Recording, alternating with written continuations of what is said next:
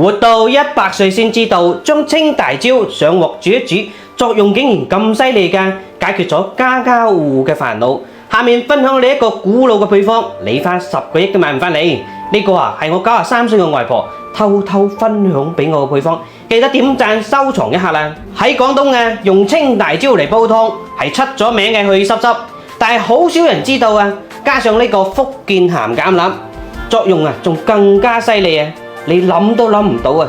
嗱，呢個青大椒搭上鹹橄欖，潤一下個腸仔，然之後減一下呢個車輪圈。特別係呢個夏天啊，想要着 S 型嘅裙仔，呢個鹹橄欖青大椒排骨湯，你記得收藏好啦。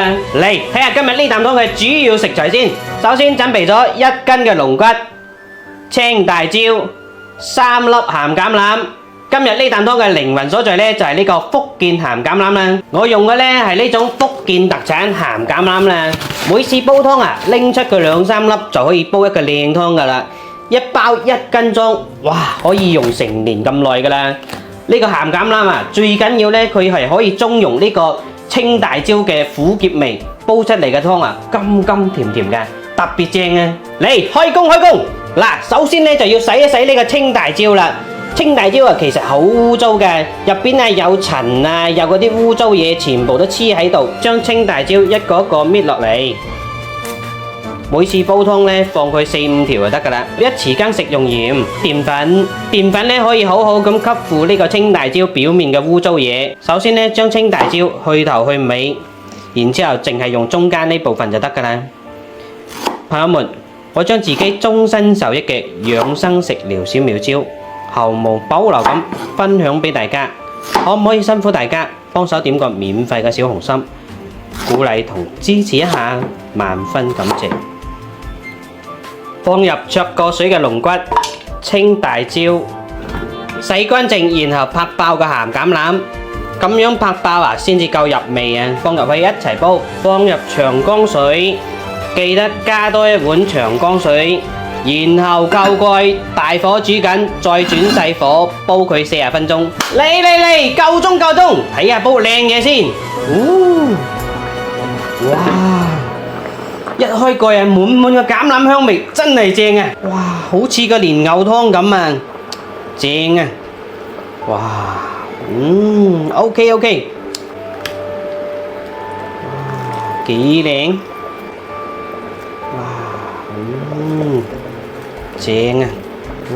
啲橄欖啊都已經煲到出晒味啦，睇啲青大椒煲到已經灰灰地啦。因為加咗鹹橄欖嘅原因，就唔使要放鹽咯喎。因為鹹橄欖自帶鹽味嘅，咁樣煲湯放3粒啱啱好嘅。又到咗我最中意嘅飲湯環節啦，唔客氣啦，嚟，正啊！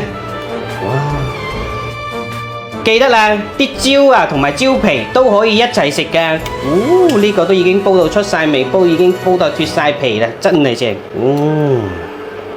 正啊！哇，幾靚！嚟整翻啖先。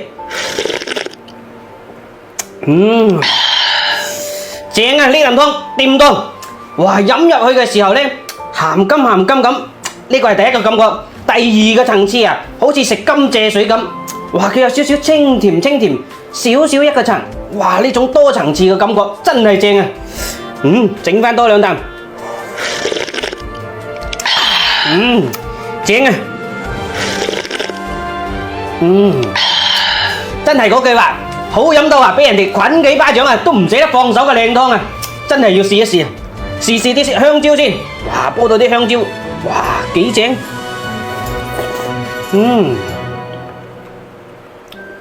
哇！食起身好似甜心番薯嗰種口感啊，真係正，有少少板辣嘅清甜啊！哇，懵地，哇，正！咁樣煲出嚟嘅青大椒真係意想唔到啊，正！試個肉，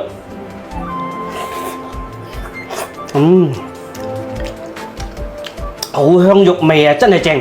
個肉質啊，仲係嫩地，哇，真係掂當！湯又正，肉又靚，真係建議你嗱聲試一試啦，正啊！有需要嘅點讚收藏一下，或者轉發俾你嘅屋企人試一試啊！